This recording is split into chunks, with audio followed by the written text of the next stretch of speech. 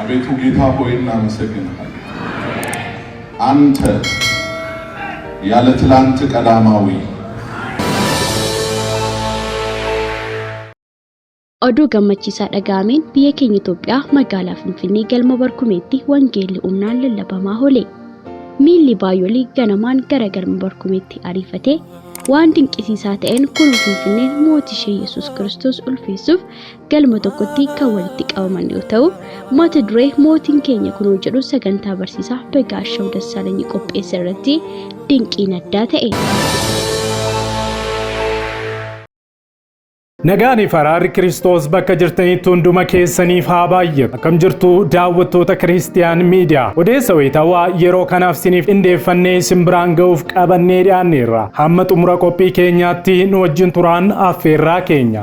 Yeroo jalqabaaf gara chaanaalii sagalee Kiristiyaanotaa ta'ee Kiristiyaan Miidiyaatti kan dhuftan. Subscribe godhachuudhaan mallattoo beelii sana fuulduratti sinii ba'u ala tokko gadi tuquun ol kan jetturra kaawwachuu hin dagatina.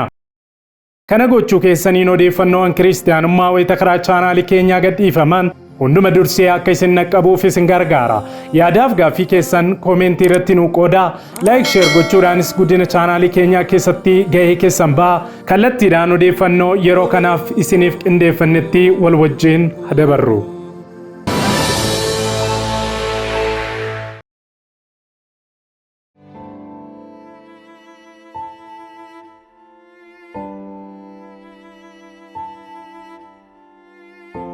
Oduu gammachiisaa dhaga'ameen biyya keenya Itoophiyaa magaalaa Finfinnee galma Barkumeetti wangeelli humnaan lallabamaa oole. Miilli baay'oolii ganamaan gara galma Barkumeetti ariifatee waan dinqisiisaa ta'een kun Finfinneen mootii ishee Yesuus Kiristoos ulfeessuuf galma tokkotti kan walitti qabaman yoo ta'u, mata duree mootiin keenya kunoo jedhu sagantaa barsiisaa Begaashaw Dassaalany qopheesse irratti dinqiin addaa ta'e. Mootiin keenya bifa garbaatiin foon uffatee mul'atus akka hoolaa araaraatti qalamee fannoo irratti ba'us akka leencaatti du'a mo'atee awwaalas duwwaatti hambisee ka'eera. Kanaaf mootiin keenya isa kanadha jechuudhaan haala ajaa'ibaatiin saganticha irratti ulfinni Waaqayyoo mul'achaa kan ture yoo ta'u, egaa saganticha irratti tajaajiltoonni fi namoonni bebbeekamoon tokko tokkos argamuudhaan haasaa isaanii taasisaniitiin jiru.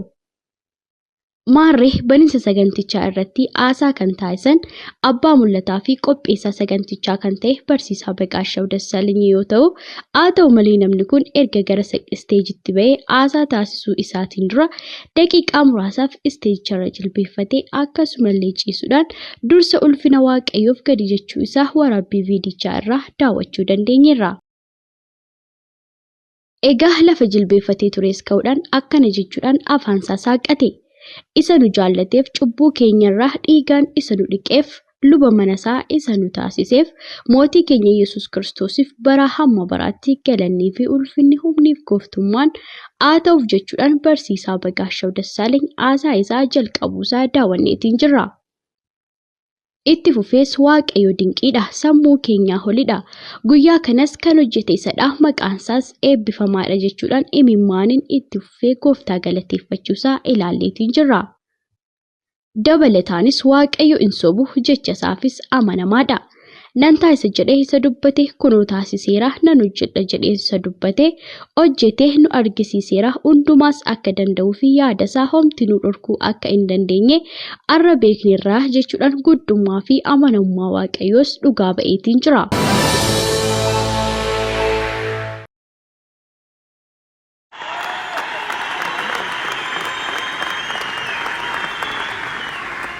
አቤቱ ጌታ ሆይ እናመሰግንሃለን። አንተ ያለ ትላንት ቀዳማዊ፣ ያለ ዛሬ ማዕከላዊ፣ ያለ ነገ ዳህራዊ፣ ለዘመንህ ጥንት ለሕይወትህ ፍጻሜ የሌለ ጥንቱን የሰራኸው አልፋ ፍጻሜውን ያበጀኸው ኦሜጋ ባህርና ውቅያኖስን በእፍኝህ የሰፈርክ ተራሮችን በሚዛን የመዘንካቸው ሰው አጨብጭቦ የማያነግስህ ሰው አኩርፎ የማያወርድ በጣት የማትሾም በጣት የማትሻር ግርማዊ ቀዳማዊ ጃን ሆይ ላንተ አምልኮ ስግደት itti fufees waa'ee namoota saganticha irratti hirmaataniif waaqayyoon galateeffate saganticha kadhannaa fi aasaadhaan akka bananiif kabajamu pirezidaantii tokkummaa waldoota kiristaanaa Itoophiyaa kan ta'e Soortuu Tsaadiquu Abdoo gara isteejitti affeeruudhaan carraa kennuufii isaa viidiyicharraa daawwanneetiin jirra. Egaa Soortuu Tsaadiquu Abdoos aasaa isaanii nagaadhaan kan jalqaban yoo ta'u, mata duree sagantichaa kan ta'e mootiin keenya kunoo kan jedhu macaafa qulqulluu keenya mul'ata Yohaannis keessaa mata duree fudhatamee ta'uusaa bal'inaan kutaa macaafa qulqulluu keessaa ibsuu isaanii ilaalleetiin jirra. Itti dabalees waa'ee jijjiiramaa kan dubbate yoo ta'u, seenaa isaa isa darbee amaloota isaa isa rakkisoo kaasuudhaan waaqayyo anaan erga jijjiiree eenyumayyuu ni jijjiira wanti waaqayyo jijjiiruu dadhabe maaltu jira jechuudhaan gooftaa Yesuus Kiristoos hundumaa gochuu akka danda'us dhugaa ba'uusaa daawwanneetiin jirra. Lafa kanatti kan argamneef of mul'isuu yookaan of guddisuuf osoo hin taane hojii dinqii harka waaqayyoo ilaaluufidha. Nuti kan baay'annee saba biraa qabaannee osoo hin taane uumaan keenya Yesuus Kiristoos waan wajjin jiruufidha jechuudhaan kan dubbate Soortuu Tsaadiquu Abdoo. Itti fufees xiqqaannee yeroo turretti dararaan nurra ga'a yeroo turetti lafa omtuu hin jirre irrattis namni waaqayyoo faarfataa Tasfaayee Gabbisoo faarfannaasaa Hizbinaa Bezzaa jedhu akka faarfates kaasee saba isaa kan baay'isu waaqayyoodha jechuudhaan dubbateetiin jira. Kanaafuu waaqayyo erga nu baay'isee daangaa keenyas erga bal'isee abbaan nagaan isiniif haa ta'u jedhu Yesuus Kiristoos erga gara keenya ta'e nuti ammoo warra kaaniif sababa fayyuu nagaa argachuu fi karaa jireenyaa baruu akkasumallee lafa jaalalli hin jirretti jaalala lafa nagaan hin jirretti nagaa namoota labsan ta'uu qabnaanis ergaa Soortuu Tsaadiquu Abdooti.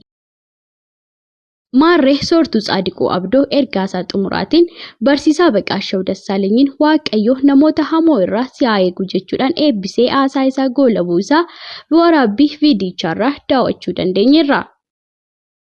Maarree barsiisaa Baqaashaw Dassaalenyiis itti fufee akkana jechuun dubbate. Guyyaa har'aa kana kaayyoo cimaa fi guddaa tokkoof akka of qopheessitaniin barbaada. Innis gad of dhiistanii pirootokooliidhaan alas akka taataniin barbaada. Sababiin isaa har'a kanas itti walitti qabamneef guddaa isa ta'e fuula Yesuus Kiristoositti gad of deebisuufidha. Adii kan nutti uffise isadha, biyyee kanas kan uume isadha. Hundumtuu isaan ta'e wanti hundumtuu isarraa ta'e wanti isaan ala ta'e tokkollee hin jiru jechuudhaan barsiisaa Baqaashaw Dassaalenyi ibsa kennuusaa ilaalleetiin jirra. Itti aansees egaa saganticha irratti namoota affeeraman keessaa geggeessitoota kaawunsilii tokkummaa amantoota wangeelaa keessaa tokko kan ta'e luba Darajjeen haasaa akka taasisaniif gara isteejitti affeeruu isaas daawwanneerra. Maarree lubi Darajjee haasaa isaa mootiin keenya kunoo jechuudhaan kan jalqabe yoo ta'u itti fufees dhaamsa isaa tokko tokkos dabarsuu isaa ilaalleetiin jirra. Haasaa isaatiin akka ibsetti yoo ta'e gooftaa Yesuus Kiristoos waaqeffachuu isa lallabuu fi foolii isaatiin wal baranii jiraachuu caala dachee kanarraa wanti nama gammachiisu hin jiru. Fooliin keenya Yesuus, maqaan keenya Yesuus, itti waamamni keenyas Yesuus akkasumallee xumurri keenya isa waliin iddoo ulfinaa samii gubbaa waan ta'eef obboleessi kiyya barsiisaa Baqaashaw Dassaaleny wangeela kana tajaajila lallabaas waan jiruuf maqaa kaawunsilii tokkummaa amantoota wangeelaatiin fi maqaa kootiin eebbisuun barbaada. Waaqayyo bara keessan haa eebbisu jechuudhaan eebbisuu isaas daawwanneetiin jirra. Dabalataanis harka wal qabannee walii wajjin hojii waaqayyoof haa dhaabbannu dachee kana yookaan dachee Itoophiyaa kana wangeelaaf haa taasisnu jabaadhaa ayyaanni waaqayyoo isiniif haa baay'atu ulfinni hundumtuu waaqayyoof haa ta'u jechuudhaan dhaamsa isaanii xumuraas nuuf qoodaniitiin jiru. Dacheen keenya gatii dhiiga qulqullaa'aa dhangala'ees qabdi waan ta'eef fuula waaqayyootti kufnee dachee keenyaaf araara haa gaafannuun dhaamsa barsiisaa Baqaashaw Dassaalenyi.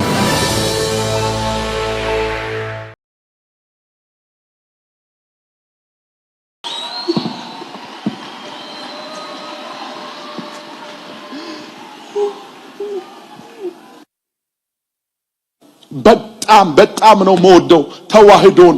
እግዚአብሔር ምስክሬ ነው። በጣም ነው የምወደው፣ በጣም ወዳታለሁ። ተዋህዶን በጣም ነው የምወደው። ለዛ ነው የወጣትነት ዘመኔን አላቀውም። እኔ ሶደሬ፣ እኔ ላንጋኖ፣ ሌላውን አላቀውም። ገጠር ለገጠር ይሄን ወንጌል ይዤ በየመቃብር ቤቱ እየተኛን እውነት ነው ብዬ ባመንኩበት የህይወት ስርዓት 2 ወር 3 ወር ከአዲስ አበባ ወጥተን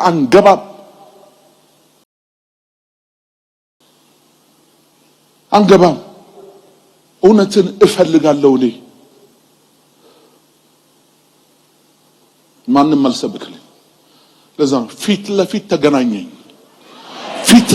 ተገናኘን። እግዚአብሔር ምስክሬ ነው የምላችሁ። ወደፊት ይሄን በተመለከተ እኔ ሌላ ምስክርነት ስላለኝ አሁን ለዚህ አይደለም የወጣሁት። እኔ ምንድነው ሚስጥሩ? ተበድሎ ነው ወይ በጋሻ የወጣው ምናምን? ማንም አልበደለኝ።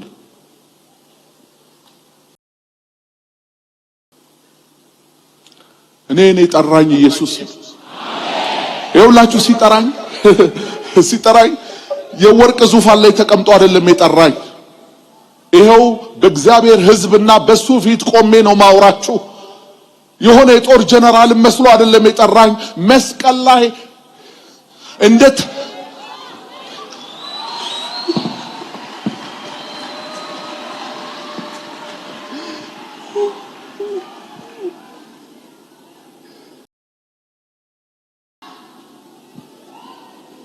እንደተቸነከረ እንደቆሰለ ምንድነው የሰቀሉት? ይሄ በስዕል የተገለጠልን ውሸት ነው። ምንድነው የሰቀሉት እላለሁ። አይሁድ ምንድነው የሰቀሉት? በድብደባ አይኑ ጠፍቷል። በጠፋው አይኑ እንደተሰቀለ እኔን ያየኛል። በራእይ ነው ማየው። ይሄን ያየኛል። ዝም ብሎ ያየኛል። አይናገርም እና ወደ እኔም አይልም። ዝም ብሎ ነው ያየኛል እሱ።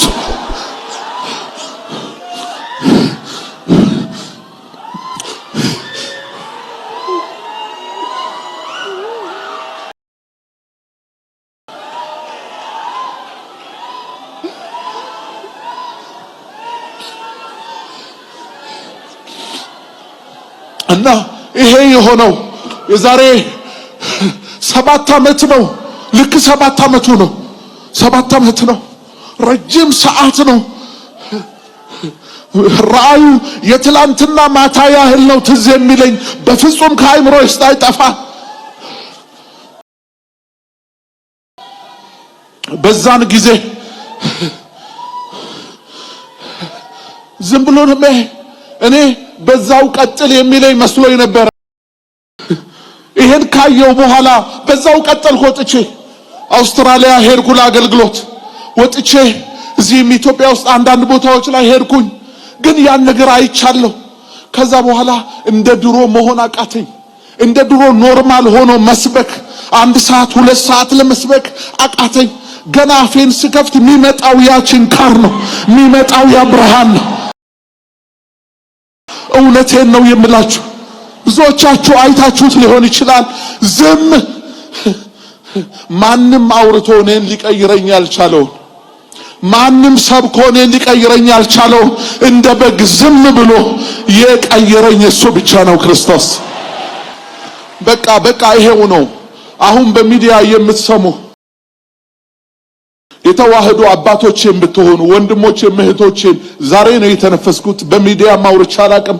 እኔ ምክንያት የለኝም። ሰው ስለገፋኝ እኔ ተቃዋሚ ስለተነሳ አይደለም ከዛ የወጣሁት። በቃ ይሄን አይቼ ነው። በቃ ምንም ማድረግ አልቻልኩም። በቃ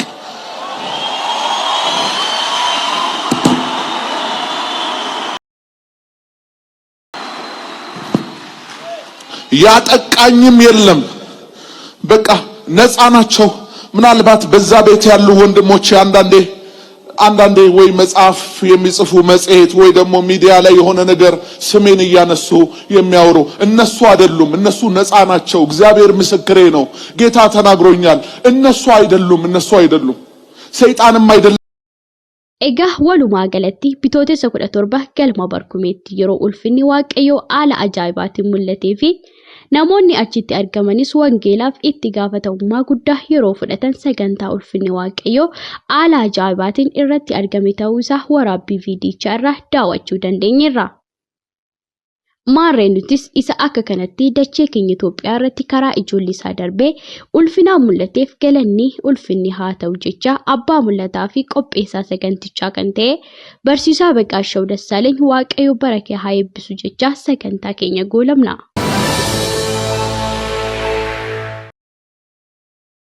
Egaan daawwattoota Kiristiyaan Miidiyaa odeessii wayitaawwan yeroo kanaaf siniif qindeeffannee kanumaan gaammaatti daawwattanidha. Waan daawwattaniif ulfaadha. Yeroo jalqabaaf gara chaanaalii Sagalee Kiristiyaanota maraa ta'e Kiristiyaan Miidiyaatti kan dhuftan subscribe gochuudhaan mallattoo beelii sana fuulduratti sinii ba'u ala tokko gadi tuquun ol kan jettu irra kaawwachuu hin dagatina. Yaadaaf gaafii qabdan koomenti irratti nu qooda like share gochuudhaanis guddina chaanaalii keenyaa keessatti gahee keessan ba'a. Daawwattoota keenya karaa fuula weebsaayitii keenya www.christiannewsethiopia.com odeeffannoowwan kiristiyaanummaa fi biyya keenya ilaalatan barreeffamaan argachuu ni dandeessu. Sa'aatota muraasaa booddee odeeffannoo kiristiyaanummaa gara birootiin hamma deebinee ol arginutti turtii gaarii isiniif haa ta'u. Nagaan tura.